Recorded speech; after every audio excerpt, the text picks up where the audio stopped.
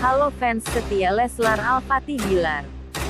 Jumpa lagi dengan kami artis masa kini yang akan mengabarkan berita terhot dan terkini dunia selebritis di tanah air.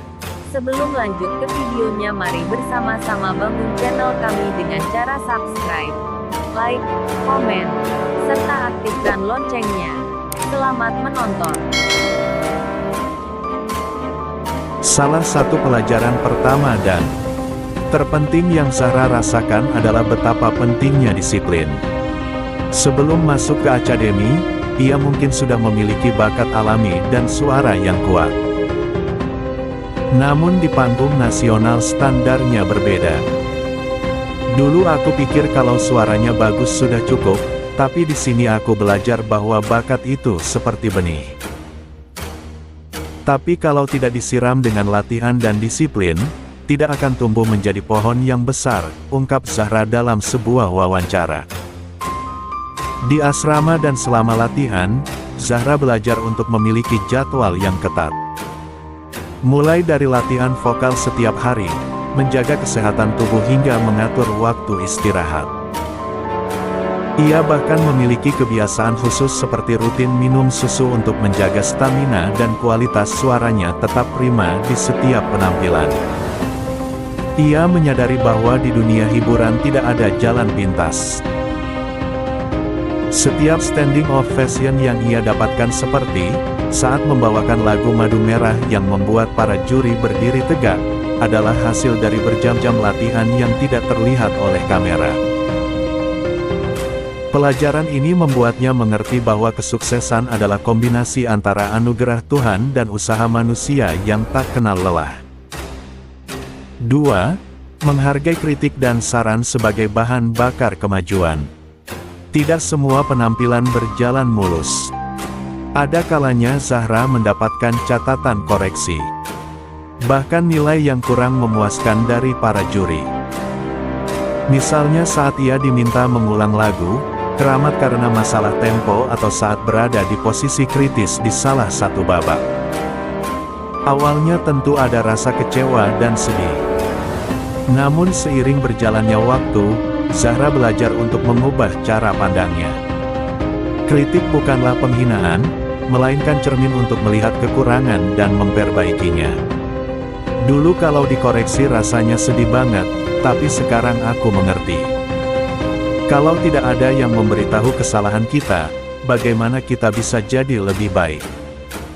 Para juri dan coach itu ingin kita berkembang, katanya.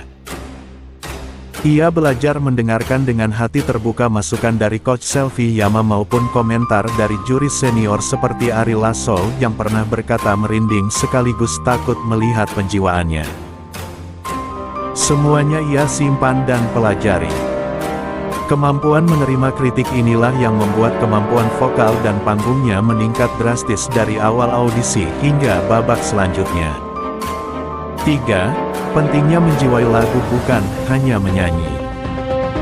Salah satu hal yang paling ditekankan dan juga dipelajari Zahra secara mendalam adalah tentang feeling atau penjiwaan. Suara yang tinggi dan teknik yang bagus memang penting, tapi tanpa emosi lagu akan terasa hampa. Pengalaman membawakan lagu-lagu seperti Air Bunga dan Madu Merah mengajarkannya untuk masuk ke dalam cerita setiap lirik. Ia belajar membayangkan perasaan yang ingin disampaikan, mengekspresikannya lewat wajah, gerak tubuh, dan nada suara. Ari Lasso pernah memuji penjiwaannya yang begitu dalam hingga membuatnya merasa seolah-olah Zahra sedang marah padanya saat bernyanyi. Itu adalah bukti bahwa Zahra sudah menguasai seni menyampaikan pesan lewat musik. Pelajaran ini membawanya pada pemahaman bahwa menjadi penyanyi bukan sekedar menghasilkan suara yang indah, tapi juga menjadi seorang pencerita yang bisa menyentuh hati pendengar, membuat mereka ikut merasakan sedih, bahagia, atau haru bersama lagunya. 4. Mental baja. Belajar menerima kekalahan dengan lapang dada.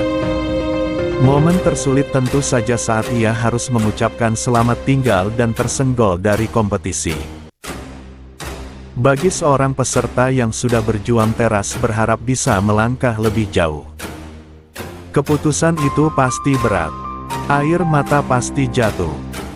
Rasa kecewa pasti ada. Namun disitulah pelajaran terbesar tentang kedewasaan didapat.